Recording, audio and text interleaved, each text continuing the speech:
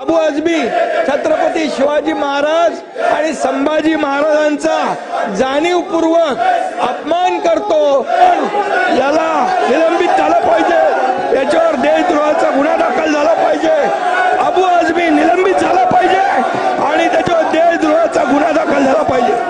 मरहबा collection mall, readymade कपड़ों का भरपूर खजाना, jeans pant, T shirt, cargo pant, Knight pant, बच्चे और बच्चियों के लिए अच्छे खूबसूरत और उम्दा ड्रेस। पता याद रखें, जमुर हाई स्कूल मेन रोड, जैतून हजीन मस्जिद के पास, मालदा चौक।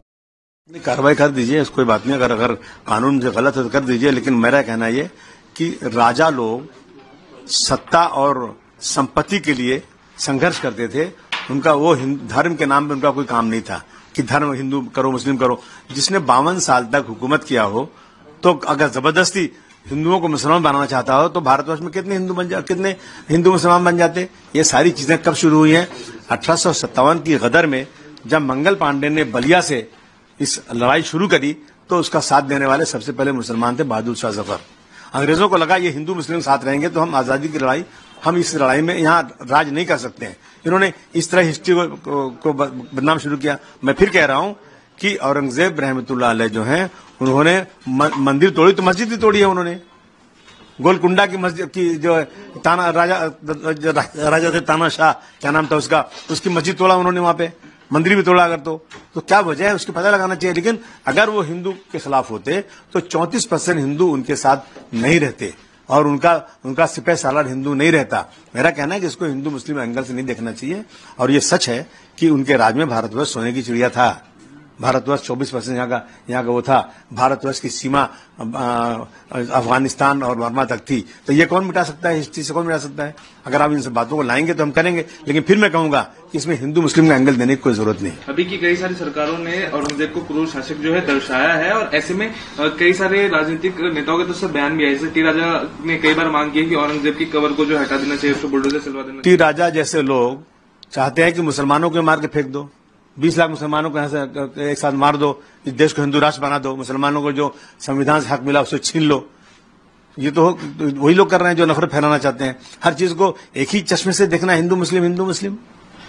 उप मुख्यमंत्री एकनाथ शिंदे जी ने कहा है कि आपका बयान काफी आपत्तिजनक है। इसको लेकर वो मुख्यमंत्री से कहेंगे कि आपके ऊपर कार्रवाई करे और आपसे माफी मांगने की भी अपील की। नहीं, मैं देखिए, ऐसा है कि सत्ता के अहंकार में हर बात नहीं बोलना चाहिए। देश जो है ना संविधान से चलेगा, सबको बोलने का हक है। मैं किसी हिंदू भाई के खिलाफ बोलूं तो मुझे आप कहिए। मैं तो कह रहा हूं कि वो हिंदुओं के साथ ही थे। उन्होंने 34% हिंदू उनके साथ, उनके उसमें रियाय उनमें थे, उनके सरकार में थे। तो इस तरह की बातें, सच्चाई सुनने की क्या तकलीफ है? और उसी औरंगजेब रहमतुल्लाह अलैह की के नाम की सड़क दिल्ली में आज से नहीं है, जब से आजादी जब से बनी हुई थी, 2014 के बाद से ये सब चीजें शुरू हो गई हैं। धर्मवीर संभाजी महाराजांच्या मारेकऱ्याचं म्हणजे औरंगजेबाचं गोडवे या ठिकाणी अबू आझमीने गायलं। खरं म्हणजे अबू आझमीचा निषेध करायला पाहिजे, अबू आझमीचा धिक्कार करतो। अबू आझमी तर या ठिकाणी धिक्कार करत असताना या ठिकाणी आणि म्हणून अबू आझमीनी यापूर्वी देखील छत्रपती शिवाजी महाराजांच्या बद्दल अतिशय चुकीचं वक्तव्य केलं होतं आणि म्हणून त्यावेळेस देखील हा वारंवार अबू आझमी छत्रपती शिवाजी महाराज आणि संभाजी महाराजांचा जाणीवपूर्वक अपमान करतो। हा खरं म्हणजे छत्रपती संभाजी महाराजांनी देशासाठी बलिदान केलं, आपला प्राणांचं बलिदान केलं, पण धर्म बदलला नाही। अशा संभाजी महाराजांचा, शिवाजी महाराजांचा अपमान करणं म्हणजे हा अबू आझमी देशद्रोही आहे, देशद्रोही आहे। आणि म्हणून या देशद्रोहाला या सभागृहामध्ये बसण्याचा अधिकार, या सभागृहामध्ये बसण्याचा अधिकार या देशद्रोही अबू आझमी याला नाहीये। आणि म्हणून आपण छावा बघा रईस, छावा बघा, छावा छावा सिनेमा बघा. या छत्रपती संभाजी महाराजांचा हलाल केला. 40 दिवस त्यांचे डोळे काढले, त्यांचे नख काढले, त्यांची जीभ छाटली, अंगाची सालटी सोडली, त्याच्यावर मीठ टाकलं आणि असं केलं अपमान. आणि या ठिकाणी त्यांचे हलाल केले. 40 दिवस अत्याचार केले, धर्म बदला म्हणून सांगितलं. अशा औरंगाचं या ठिकाणी गोडवे गाणे म्हणजे खऱ्या अर्थाने आपल्या राष्ट्रपुरुषाचा अपमान आहे, आपल्या देशभक्तीचा अपमान आहे.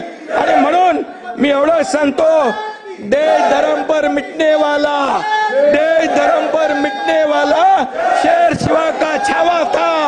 महापराक्रमी परम प्रतापी एक ही शंभू राजा था, एक ही शंभू राजा था, एक ही शंभू राजा था.